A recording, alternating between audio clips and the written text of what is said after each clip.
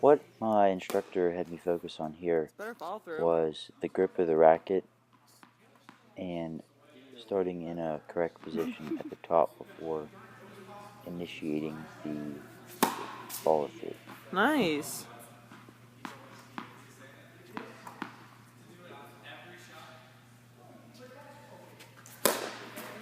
Do it again, Steve.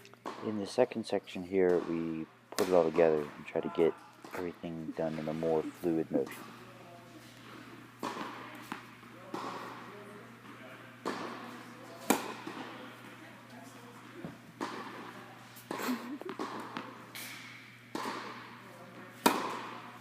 Ooh.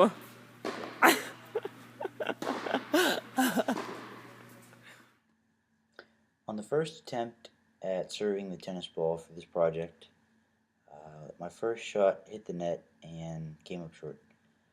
And my second one was way right of the intended target. So, intrinsic feedback on the first attempt was definitely frustrating. In learning the new skill, I forgot how difficult it can be to learn something from the start. It definitely takes time and patience.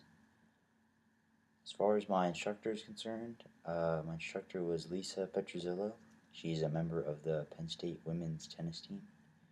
She certainly lacks teaching experience.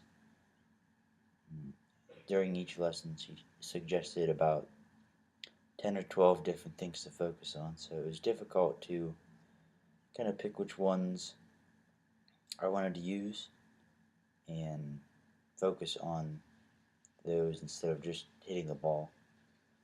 But we worked together and got some work done overall. Lisa always used constructive criticism, and I would say overall she was an effective instructor because the results were definitely there after we made the corrections. What I learned from this project is that teaching is not an easy thing to do. It was difficult for Lisa to just kind of go out there and tell me what to do when she knew all this information about tennis and I was a sponge waiting to soak it all up. I also learned what it's like to learn a new motor skill from someone who it comes naturally to. She used terminology that I wasn't familiar with, but we figured it out in the end. And the last thing I learned was more is not always better when it comes to the focal points of learning. So it's better to do quantity of learning than quality over quantity.